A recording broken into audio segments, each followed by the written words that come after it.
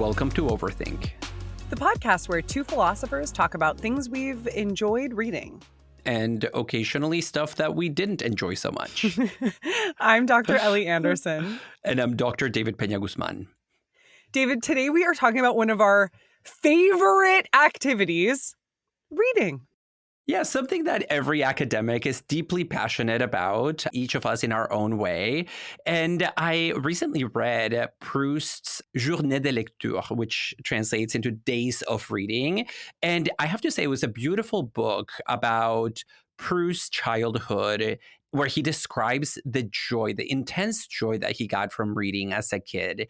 And he talks about it in a way that I really related to, because I was a nerd, as a child, and I really enjoyed reading. I used to go to the park with my books and be a nerd.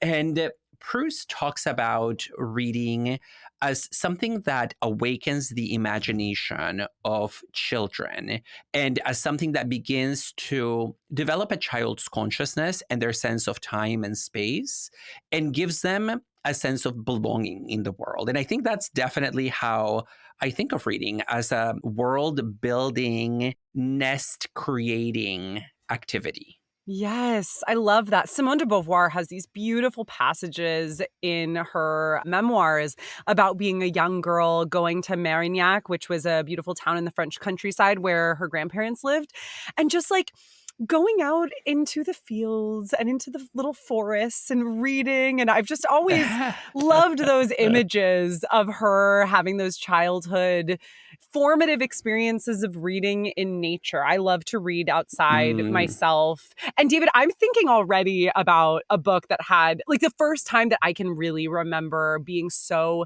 both obsessed and proud of a book that I've read. There's a book called Mandy, which was written by Julie Andrews, the actor. Oh. Julie Andrews, she wrote this children's book called Mandy that's about this little girl who discovers, I think it's like an abandoned house or something, and just kind of makes it her own special space. And I am probably getting the number wrong, but I remember thinking this book was so interminably long at the time. Like, it was 175 pages. And that felt like such an accomplishment when I finally finished the book. I was like, oh my God, I can't believe I read that much. And it was such an enjoyable, delightful experience the whole time. So that's just like an iconic moment for me of childhood, when I was both like obsessed with the actual story, but then that carried me to this moment of pride of feeling like I achieved reading this entire book. Oh my God, Ellie, that is really sweet. And for me, my childhood experience of reading was largely associated. I've talked about this on Overthink before, I believe. They're associated with these poetry recital competitions that I used to do as a young child. I did my first one when I was 4 years old. And I would read these very long poems over and over again in Spanish, of course, because this happened in Mexico. I would memorize them, and then I would perform them in front of a live audience at public events, on holidays, at schools, so on and so forth. And so from proto-podcaster. Oh my God. Yeah, the seeds were already planted. No, but for me, from a very young age, reading was associated with memorization and with oral performance. And so I read things not to dwell in the stories or in the worlds that they created, but specifically to be able to then perform them before a live audience. And I think that's a very different kind of reading that, favors orality. But it also favors competition. So I'm curious what you think about that, because it seems like the Proust, the Beauvoir, and my reading of Mandy are kind of classically solitude-oriented, kind of in nature, maybe like a little bit bourgeois, just like times of enjoying the leisure. Maybe we can let's remove the bourgeois out of it. They are bourgeois stories, but I don't think they necessarily need to be. But I think there's like just this sense of being alone with one's books. And so it sounds like what you're talking about. I mean, obviously the orality component is super interesting, and we'll return to that later in the episode. The difference between silent reading and reading aloud. But I don't know, I'm just wondering, David, because it seems like if you're a 4-year-old who's having to compete against other people. Like, isn't there something? I don't know. It's something weird. It's giving like child reality star or something. But you would say that was where your passion for reading developed. I think in my case, I probably would have ended up hating reading if I'd been competing in poetry competitions as a young child. Well, what I was not competing. I was just a performer, kind of like a troubadour without the music, going from stage to stage in the town at local events. But then when I was in elementary school and middle school, it definitely took on a competitive form, with me having coaches specifically devoted to me, traveling all around in Mexico to go to these like regional and state competitions. And I do think that the competitive element introduced a certain kind of anxiety and a certain kind of pressure that took out maybe some of that Proustian pleasure of giving yourself over and surrendering to the text for the sake of joy, because I began relating to the act of reading as something that I do with a specific purpose. It was a means to an end. And although I think the oral component certainly gave me, especially because we're talking about poetry, I mean, some of these were very long poems that I had to memorize as like a 9-10-year-old. The longest one I ever performed was 45 minutes. It was a 45-minute poem that was like pages and pages and pages long. And I think it gave me a good sense of the rhythmicity of language, which I do think is connected to the oral dimension. But it also gave me a bad relationship to reading, where often I would select things only because I thought they would perform well on the competitive circuit. And so, that's a little bit of a yikes moment.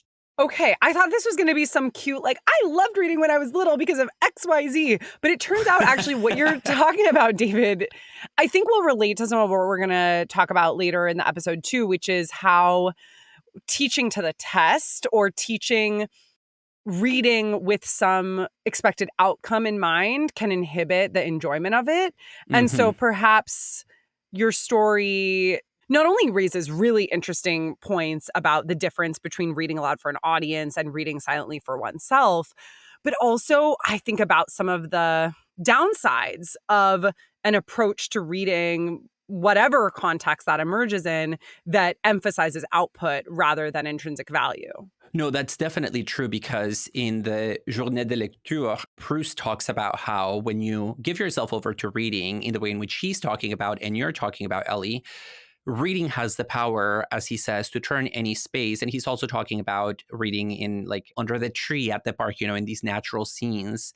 It turns any space into a church, he says, where the act of reading injects a sense of awe and respect into the space that enables the act.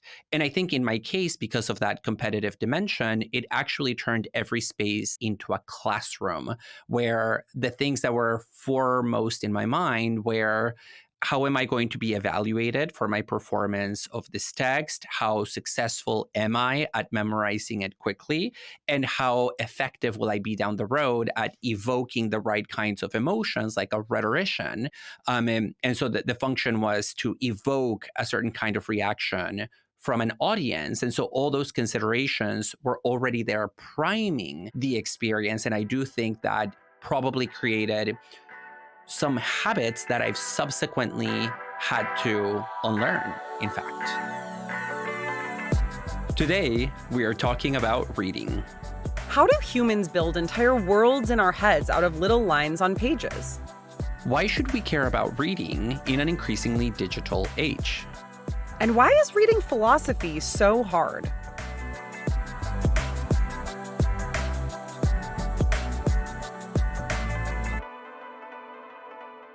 There was an article published by Slate earlier this year by Adam Kotsko that has an ominous subtitle. The subtitle is 10 years into my college teaching career, students stopped being able to read effectively.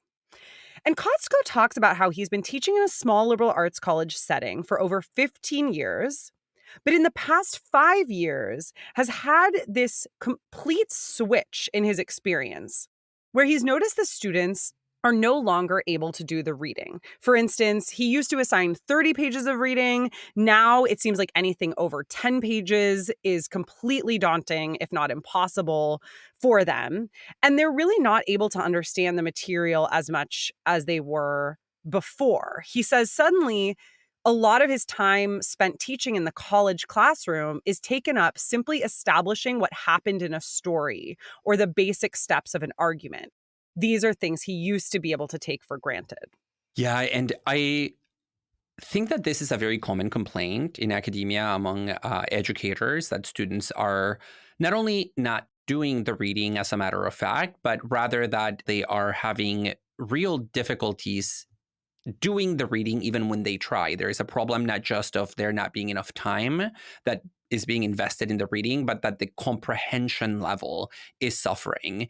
And I sometimes worry when we talk in this way that we are falling victim to the golden age prejudice, as we age, like, oh, back in my day, kids used to be a lot smarter and much more committed to their own educational trajectories. But nowadays, kids are not doing that. And so I want us to avoid that kind of rhetoric, but I have to admit that this does track my own experience of teaching in the last also 10 to 15 years, that I've seen a switch, or at least that I myself have also experienced it in myself. And in fact, as you know, I was thinking about doing a project on reading, and that project, which I've since abandoned, actually grew out of a concern that I had, that as a professor, I was facing the same challenge as many of my students, suddenly having a much shorter attention span, being distracted, feeling frustrated with the text. And I wanted to reflect on why that was happening. Yeah. Well, and David, you taught that class a few years ago that was all about deep reading, and you got some national news coverage for this, that you were focusing on a flipped classroom style in which students would come and you would all silently read together for what? Like, it was multiple hours, right? Yeah, it was almost 6 hours. Oh my gosh. That's okay. That's so intense. Yeah, no, it was a very intense class. And I have to say, I didn't come up with the idea. I read about another professor who taught a version of this class where they called it the monk class, where the idea was to replicate a kind of monastic setting where you focus on intentional, slow reading and confrontation with the text for a protracted period of time, while at the same time closing off distractions that might come from your environment. And so I spoke to my chair and I said, hey, I want to replicate this class for our students. And I have to say, it was one of the most fulfilling educational experiments that I've done. And I want to do it again, but it really sought to cultivate and rediscover the joy of reading, not just for me, but also for my students. So it was truly 6 hours of silence? Were there breaks where you guys would talk at all, or? So we experimented with the format quite a bit, because initially it was just a long period of 4 hours of silent reading, a little break, then followed by a 1.5 hour discussion of the reading. So it was not 6 hours of silence, but it was mostly silence and then some group discussion. Then we experimented with time blocks. Read for an hour, 5 to 10 minute break where we chat, go back to reading for an hour, 5 to 10 minute break over and over again, 4 or 5 times. And then at some other times, we just did long silent sessions without discussion, sometimes more discussion, so on and so forth. But the essence really was that there would be hours of reading where the students were asked to put their computers to the side, put even their notebooks to the side, and their iPhones to the side, so that they could just look at the page and immerse themselves in the kind of attentive reading that I think we should be trying to teach students, especially at the collegiate level. Yeah, and I think for me, there's big differences between different kinds of books, such that in some cases, like the hour of reading and then a quick break would work for me. And with others, it really wouldn't work. And we'll Yeah. talk more about reading philosophy specifically later in the episode.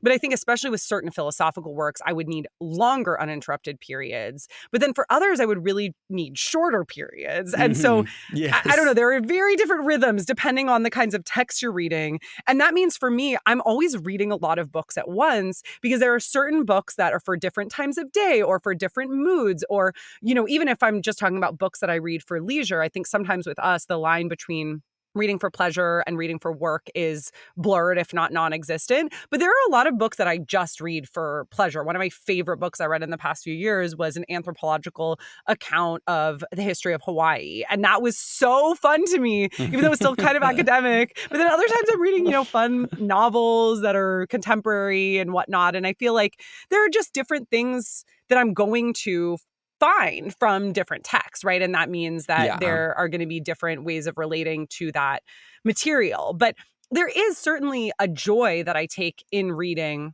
whether it's coming from how a plot is hooking me, or whether it's coming from the ideas that reading is catalyzing, or whether it's coming from just the simple fact that it's such a pleasure to be able to take this quiet time to read. And unfortunately, it seems like that's really going away for a lot of people, especially students. Kotsko identifies in this article in Slate a few different reasons why his students' relationships to reading have changed so much. And like you pointed out and made really explicit, this isn't necessarily just about the enjoyment of reading. It's actually about the ability to comprehend too. Of course, a big one is the rise of the smartphone and digital media. Our attention spans have become drastically shorter as a result of social media, which is constantly competing for our focus. I usually try and put my phone in a completely different room if I'm trying to apply myself to a text, to reading a text. The second he identifies is the disruption of schools during COVID, which has had a huge impact, right? Students not having that classroom setting through remote schooling and such really got behind in their reading. There's lots of documentation that's showing this. But a third that he thinks is really important, and I've also seen this echoed in some other publications on the topic, is recent changes in education. There have been some changes in teaching phonics and in teaching reading in the past few decades that I don't fully understand, but that apparently have had really big effects. And one of them is teaching to the test. Students are taught more and more to teach to national and or local tests. And that means that they're not really learning about reading as something that's fun, exciting, intrinsically valuable, but they're rather reading things to get the maximum amount of information out of it. Reading is not about just receiving information. It's about so much more than that. It's about winning state and regionals in your poetry competition. Come on. Right? But David, even you as a kid reading those poems aloud, even though there's like something about that competitive scene that we need to take seriously, it wasn't about you distilling information from that poem, right? The performance aspect, I think, is something that's really beautiful and something that gets lost nowadays, right? Like, I hate it when Overthink's material is taught as a TLDR of Hegel or Nietzsche or whatever, right? It's so much more than that. You can't get a TLDR of so many texts. Yeah, I mean, of any text that has aesthetic or philosophical or cultural value. And there are a lot of explanations that come up in this article from Slate about the causes, right, of this shift in the student experience of reading. And you mentioned the phonics one. And I want to say something very briefly about that, because this is something that came up in my research a few months ago about the way in which we teach education, especially at the elementary school level. Because in the 1980s, there was a movement to shift away from phonics education in elementary school and then middle school towards what is called the balanced literacy approach. And this is associated with a woman named Lucy Calkins, who spearheaded this effort in the early 1980s. And basically, there was a huge debate in the 19th century about how to teach kids reading. You know, do you teach them the letters and then how the letters are pronounced and then how phonemes make up words, almost like a bottom-up analytic approach? And then there was a camp that said, no, this is too formalistic. Kids don't care about the alphabet and the phonemes. They just care about meaning. And so kids should be taught with books that have a visual component, like pictures. And they should judge the meaning of the text by looking at the pictures. And over time, they'll come to associate words with images. And this balanced literacy approach was a return to this power of the picture mentality. And it was implemented in a lot of places, including in the US in the 80s and 90s. So, for example, this became the dominant way of teaching reading to kids in New York City. I didn't get it. I got the hooked on phonics approach. That's what hooked on phonics was our curriculum. Yeah, no. And so what we are now realizing is that this shift toward pictorial contextual reading was actually a huge disaster because it encouraged kids to look literally away from the words and to come to expect to essentially predict what text means independently of the letters, which, oh my gosh. and so kids were not learning how to read. They were just guessing or making up a story as they went around. And once you removed the visual component, then they didn't know what to do. And so there is a whole generation of kids who grew up in the 1980s and 90s. So this is partly our generation who really struggle with literal word recognition because they didn't build the basis of letter recognition and phoneme to letter association when they were kids. And that's something that just requires rote memorization in order to create the right neural circuits. And so that's a huge factor also in the contemporary critique of the state of reading. Yeah, and how an intervention that's meant to promote engagement, to promote literacy, and probably, especially if it's being pioneered in urban environments originally, to promote educational justice, ends up having really negative consequences. It ends up having, in many cases, the opposite effects. And I was really struck by the way that Kotsko ended this Slate article, where he says, this is a matter not of snobbery, but of basic justice. I recognize that not everyone centers their lives on books as much as a humanities professor does. Sorry, I was having trouble reading that line. Books on phonics, not for everybody. He says, look, if you're not reading a lot for pleasure, I think you're missing out, but you can do what you want with your time. But what's happening with the current generation isn't that they're just choosing TikTok over Jane Austen, but they're being deprived of the ability to choose. I thought that was a really interesting ending because he's defending against this possible charge of just conservative, good old days we used to be able to read, and now we just watch TikTok, and saying, no, students nowadays actually aren't even really given that choice because they're not given the tools for understanding written material, and not written material that's in a TLDR on Spark Notes, but actual written material that takes the time that it needs to take, right? A Jane Austen novel takes the time that it needs to take. Well, in order for you to do that kind of reading, you need to have the basics in place. And I think this is very much a case of the road to hell is paved with good intentions, because this was spearheaded by educators who were trying to reform the education system to help kids learn faster and without putting undue stress on them in their earlier stages in the education system. And, here we're talking about causes associated with the education system. But I think we also have to go back to the case of the smartphone, because changes in technology also contribute to this crisis of reading. And one particular change that I definitely want to talk about for a hot second is the rise of digital spaces as the go-to space for encountering text. So the fact that we read on digital platforms has deformed, I would say, our relationship to text to such a degree that once we start reading in non-digital spaces, i.e. physical books, we have difficulty dealing with them. And I'm curious to think more with you about how the rise of digital modalities have transformed the act of reading. And I don't want to be curmudgeonly oh, it's all bad, of course. But I think you mentioned earlier not wanting to have some sort of golden age nostalgia. But I do just want to note that some of the changes we're describing, namely the literacy approach and also the rise of digital technology, are very new and have had some pretty detrimental effects.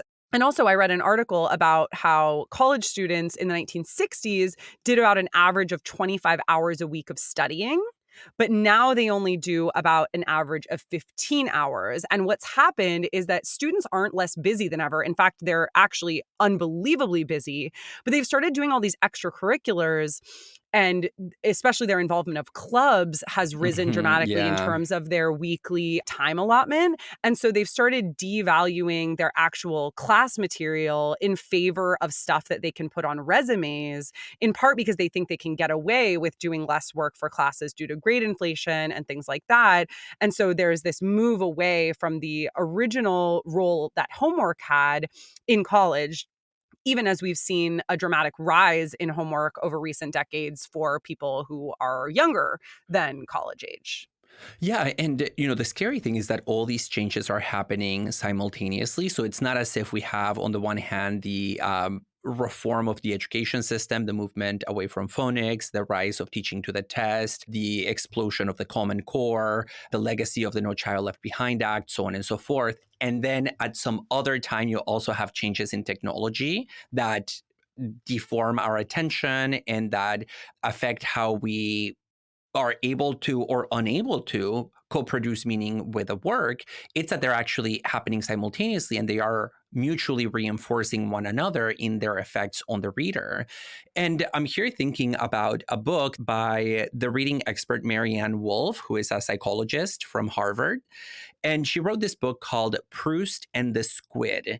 And just the title, I think, is wonderful because it makes a reference to Proust's Journée de Lecteurs, the joy of reading.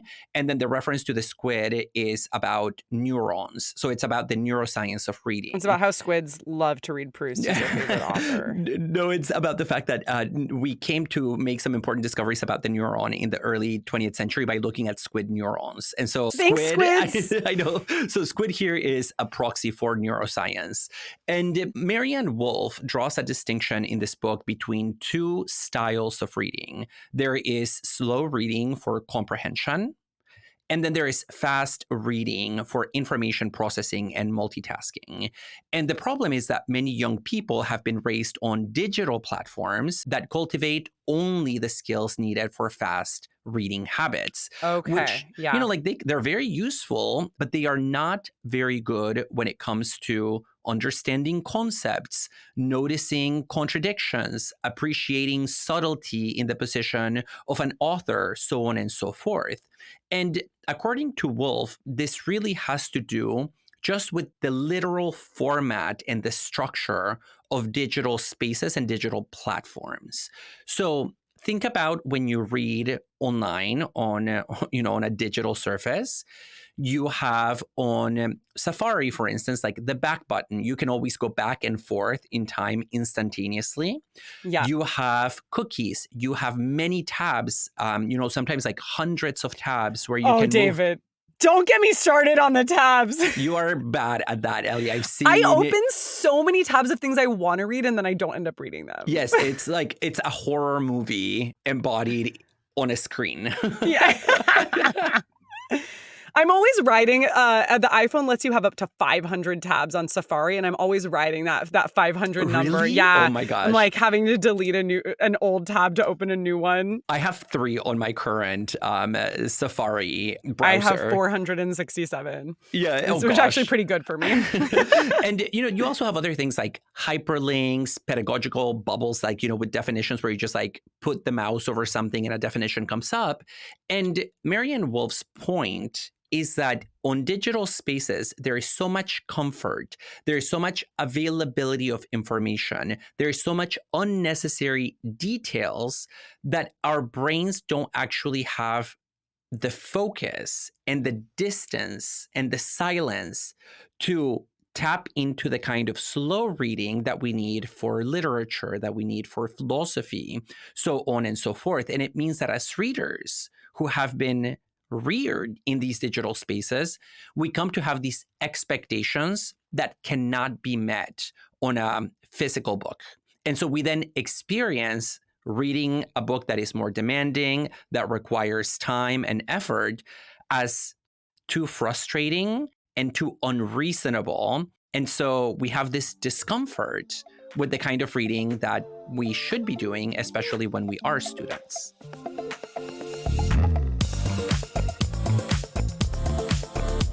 Enjoying Overthink? Please consider supporting the podcast by joining our Patreon. We are an independent, self-supporting show. As a subscriber, you can help us cover our key production costs, gain access to extended episodes and other bonus content, as well as joining our community of listeners on Discord. For more, check out Overthink on patreon.com. My favorite book about reading is Alberto Manguel's A History of Reading. And Manguel was a cultural theorist and also the director of the National Library in Argentina.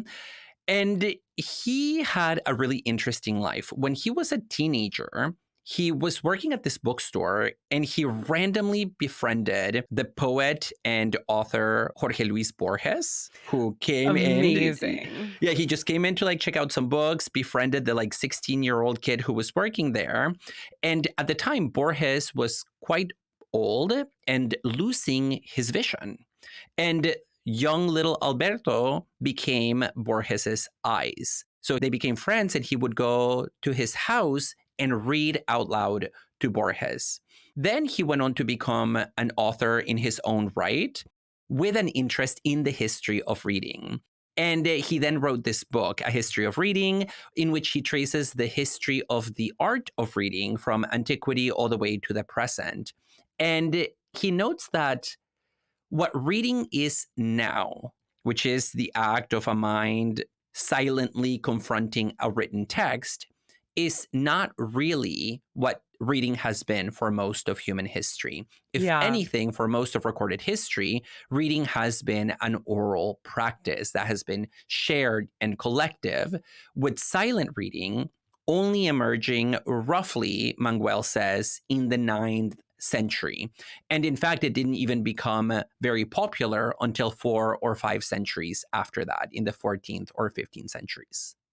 And this is so interesting. I love this image of Borges, this famous thinker, famous writer, just befriending the teenager who works at the bookstore. That seems very on brand for what I understand about Borges.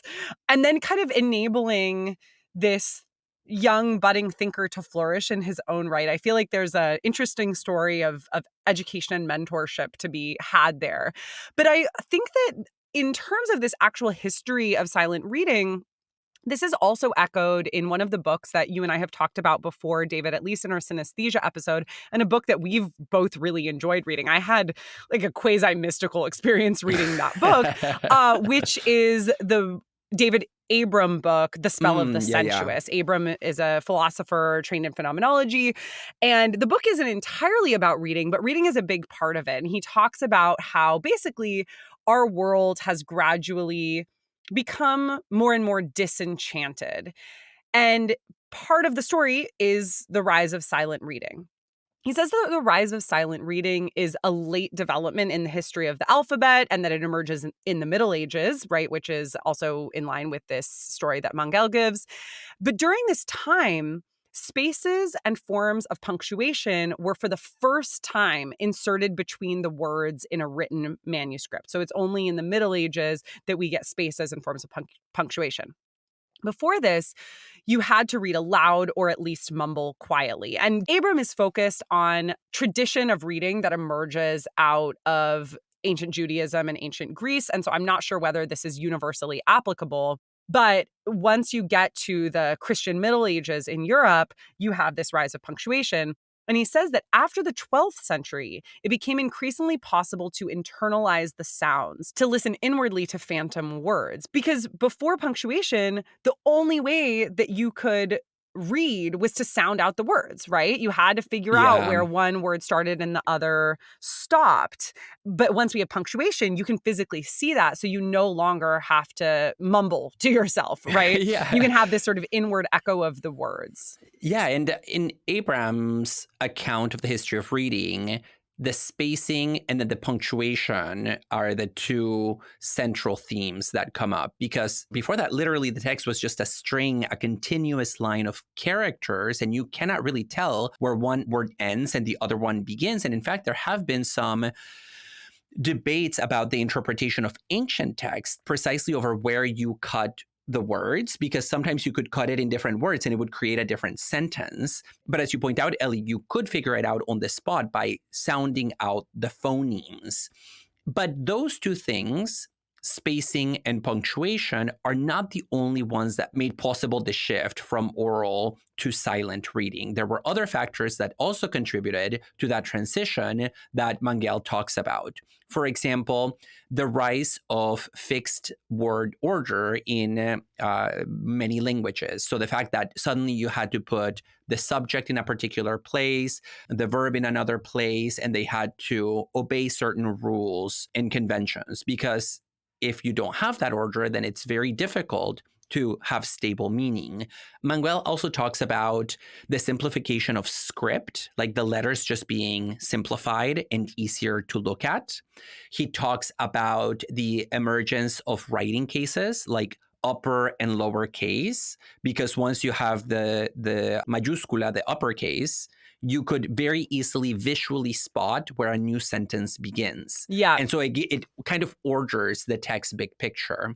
And then the last one that he talks about that stood out to me, because, I guess there was a time when this didn't exist, is the advent of chapters and chapter titles, like cutting up the text into chapters rather than just one flow of textuality, and then the injection of titles that tell you roughly what the next section will be about. Well, Maurice Merleau-Ponty had no excuse because he was writing well after the advent of chapters, but dude did not have a lot of section breaks. The Merleau-Ponty translation of the Phenomenology of Perception inserts those. Just a little insidery phenomenology joke for you. And so alongside with punctuation and with spacing, all of these things lead to the silencing of the text, where silencing here means how we co-produce meaning with the work. Yeah, and that, I think, is part of what Proust and Beauvoir are describing in talking about their joys of reading as young people, this idea that it's a silent relationship from self to self that's only made possible through silence.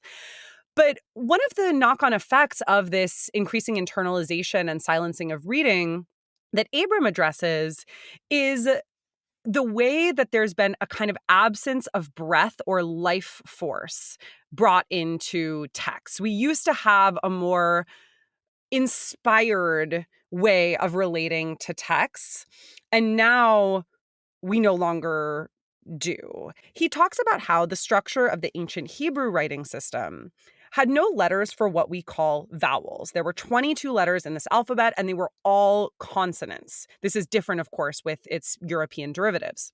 So in this ancient Hebrew writing system, you have to infer the appropriate vowel sounds from the context of the consonants. And this is a more mystical approach to language. He says specifically, the vowels are nothing other than sounded breath. So when you have to come up with the vowels, when you're reading something, you are bringing something of yourself into it. And you're bringing, specifically because vowels are sounded breath, you're bringing your own breath or your own life force. Yeah, and because the term for soul in a lot of languages, including Hebrew, was associated with air and breathing. And so the idea was that once you breathe, you're not just throwing air out of the body, you're somehow putting part of your essence into the act of speech. But be that as it may, what ends up happening is that all these changes in writing make silent reading possible by the 9th century. But again, it's not as if silent reading immediately spreads and displaces oral traditions.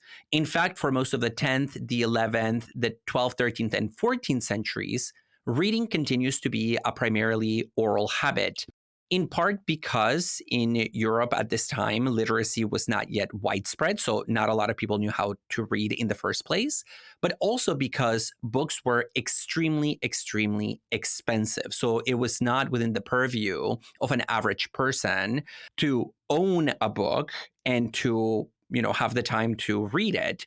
And what really changes this is the rise of the printing press, which led to an explosion in affordable books that then led to a change in social attitudes about reading, because suddenly private reading can start to take over as the default mode of encountering a text. And once silent reading finally does take over, people's very experience of themselves was utterly transformed, because some people trace the emergence of modern subjectivity, this sense of interiority of, let's say, a space that belongs to me and only to me and that I access through introspection, that is made possible by the act of silent reading, because it's through reading that we work on that inner space and we build up a private reservoir of knowledge and feeling that is not open to other people. It definitely is a fascinating idea that the rise of silent reading has transformed and in some ways established our experience of subjectivity. I will say, as somebody who works on subjectivity, I feel like people love to say this new technology created subjectivity. We never had subjectivity before the modern period.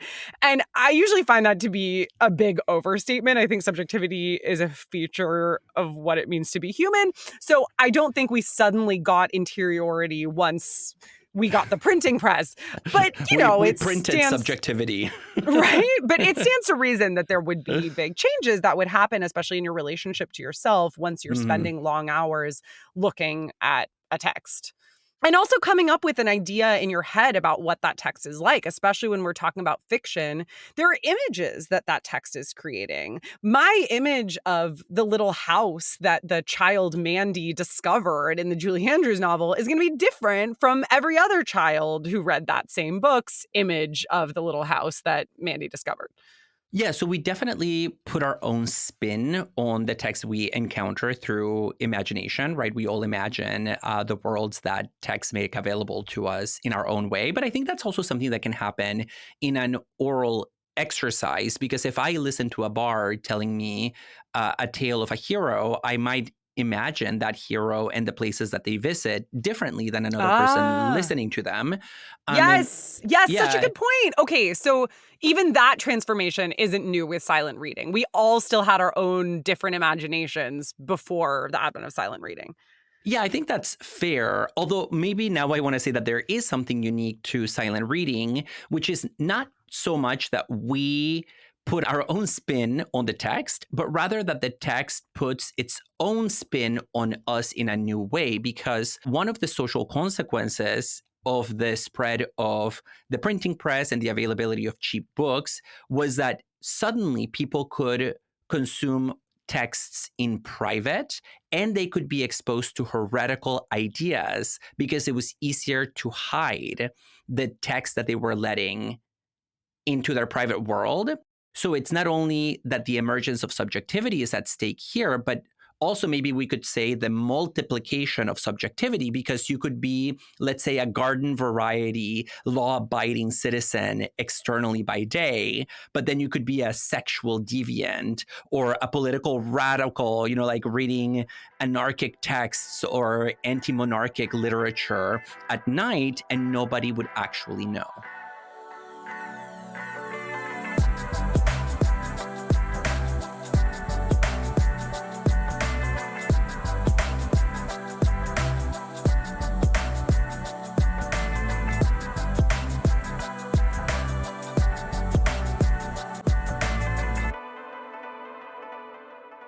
All right, David. It's time to talk about reading philosophy. Philosophy has a reputation for being particularly challenging to read.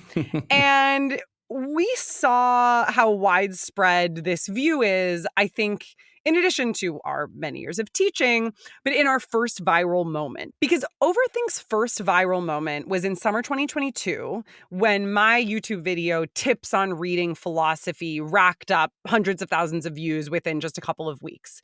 And this was based on a handout that I give to my students. I crafted this handout, years ago now, and I would give it to students in my philosophy classes. Then I was just like, oh, you know what? I'll make a video version of this. Had no idea that it would hit the way that it did. Yeah. But I think its success suggests that people really need tips for reading philosophy. And I think this leads to a question that I want us to think about together, which is, why is philosophy so hard to read? There are many, many different types of philosophy. So there will be different answers to this depending on the text. And maybe we can talk a little bit about which kinds of philosophy we find harder than others a little bit later. But I think most philosophy tends to be quite abstract. And it's really hard to feel the momentum of a text when it's so abstract. When I think about reading, I think about sometimes being carried along by a text. Think about reading Harry Potter for the first time. You just kind of can't put it down. It's a page turner. That's a time when you're being carried by the text. Then there are times when you really have to carry your experience of the text. You're continually applying yourself to the text. You're trying to check in on whether you're understanding it. You're trying to keep your stamina up. You're kind of self-soothing to enable yourself to continue. And I think philosophical texts tend to be more the latter than the former. There are very few philosophical texts, especially for novices, that do that work of carrying you along. That can change over time. The first time I read a text by Plato, I was like, what is going on here? And it was so boring to me.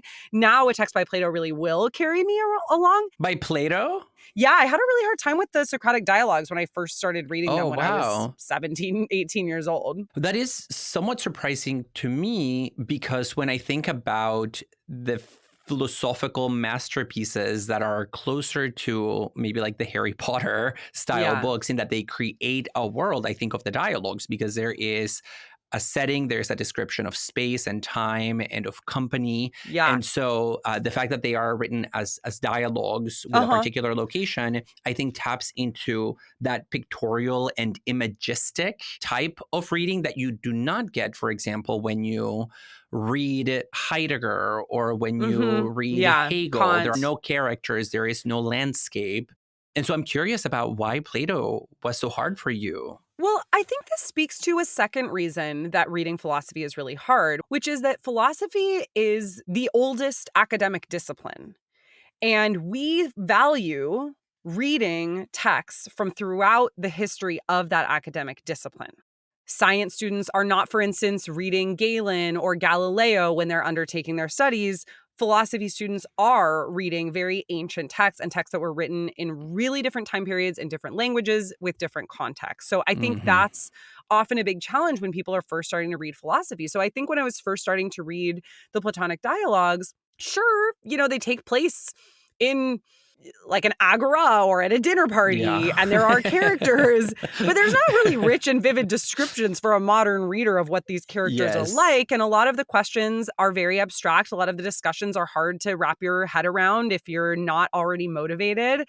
And so I think that would be why I had a hard time with Plato at the beginning. And also another reason that philosophy is hard. It just takes getting used to. And then you could be like, oh my God, this Platonic dialogue is so juicy. But it wasn't juicy to me when I was used to reading Harry Potter. I know it was not until we did that episode on, what was it, sport? What did we call it? Where we talked about... no, it was our exercise episode. Exercise, thank you. That I really understood what the gymnasium actually was, even though it's mentioned. And I had read secondary material about it. But, these things will be mentioned. And as an amateur, let's say, innocent reader, you're like, well, what in the world is a gymnasium? What is an agora? And what does it mean in the context of this text? Now, in connection to this question of why philosophy is so hard, or maybe uniquely hard among the academic disciplines, I also want to add two other variables. One of them is the hyper-citationality that is standard in philosophical writing. So philosophers often write about other philosophers under the assumption that the reader is already familiar with them. And this is something that we have gotten a lot of emails about from our listeners and our fans, which is how do I break into that circle? If I want to read Heidegger, does that mean that I have to read Hegel before? Does that mean that I have to read Aquinas before? Does that mean that I have to read Augustine before? And in some way, the answer is yes. In another way, the answer is no, because even though that can be overwhelming, at some point you just have to leap into the circle and over time build the skill and the expertise to manage that excess of citationality. And the second variable that I want to add here, which I really struggled with as an undergrad, and it honestly really pissed me off, is the principle of systematicity. A lot of philosophers are systematic thinkers because they want to make a name for themselves. And the best way to make a name for yourself as a philosopher is by developing an ism associated with your name. You develop a system where all the pieces sort of hang together by a common thread. And that means that sometimes a philosophical text by a well-known author may be doing something in relation to the system of thought that it belongs to, more so than in relation to the object that it's talking about, if that makes sense. I remember reading in my first philosophy class ever, work by Spinoza and Leibniz. Both are systematic thinkers. And I thought that was a terrible entry point for a philosophy student because I couldn't contextualize the readings not relative to their historical context, but relative to their theoretical, systemic context. I think that's right. And this goes back to the education point for me, because one of the reasons that philosophy is so hard for people, at least in American context, is that we don't usually get philosophy in high school. And so college is the first time that people are encountering these texts, which are, I think, some of the most fascinating texts ever, of course, but can be really dry for people and really inaccessible. And I think it's amazing that there's been this rise of material that's easily accessible to people online for helping them to understand philosophy. And we have been definitely a part of that in our own way. But I also really think that the best way to learn philosophy ultimately is in collaboration with others, especially with a teacher. And so to pull an Adam Kotsko here, I don't think this is a point about snobbery. I actually think it's a point about educational justice and the idea that philosophy should be accessible to everybody, not only in, a 10-minute lecture that I'm doing on Beauvoir online, but actually in conversation with people, under the guidance of a teacher. And that has to do, I think, more with the devaluing of the humanities in our society than with anything else, and with the inaccessibility of college tuitions for people and so on. Because even though philosophy is hard to read, it's definitely not impossible to read. And I really want to encourage folks, if you are enjoying listening to Overthink. I know we probably have a ton of listeners already who do read philosophy, whether it's for work, for school, for pleasure. But if you want to kind of break in, I also want to encourage you to do that, because even though I think it's best done under the guidance of a teacher and in collaboration with peers, it doesn't mean that it's impossible to do on your own either. I think really, to go back to some of what we've been talking about, developing the attention span is paramount. And I do think maybe this can lead into a discussion about different philosophers, that some philosophers, even for those of us who are accustomed to reading philosophy, take a while to get used to. I notice this when I go away from a philosopher for a time and come back to them. I scared the living daylights out of my students a couple of years ago when I was teaching Hegel by telling them that I had recently restarted the phenomenology of spirit and spent 8 hours reading 5 pages. Yeah. And they were like, how are we going to read the 15 pages you assigned if you took 8 hours to read 5 pages? But I was reading it. I was returning to Hegel after a long hiatus. I was reading the Phenomenology of Spirit, which is a very difficult text, much more difficult than the text that I had assigned my students. And there's just a different rhythm. And then once you get into that rhythm, it becomes a little bit quicker. I think the same is true of Kant. I think the same is true of Heidegger. I think the same is true of Deleuze. And these are some of the philosophers that have a reputation for being among the toughest. But that doesn't mean that you shouldn't also have aids, like written aids, secondary literature, et cetera. That can be really helpful too. But there is a sense of developing attention and a rhythm to reading text that I think is important too. Well, and that it can be also extremely pleasurable, because I think one of the greatest pleasures of advanced reading is sustaining those moments of tension that ultimately lead to a moment of mental clarity in relation to a text that is particularly hard, that just gives you a sense of accomplishment as a cognitive agent. And this is largely my way of thinking about the canon wars that have been raging on in higher education for some time now, where I do approach it through what you mentioned is a question of justice, because it has often been said, and keep in mind that I work at a state university. We have limited budgets. Our students are working class. It has often been said that if you teach at a state university, you should not subject your students to primary texts, and you should not have them read canonical texts because they don't speak to their lived experience. And Although I agree with critiques of the canon, there is nothing transcendental that justifies why some people make it onto the canon and many others do not. It's highly contingent, it's highly political, and in many ways problematic. I do think that many canonical works are highly valuable.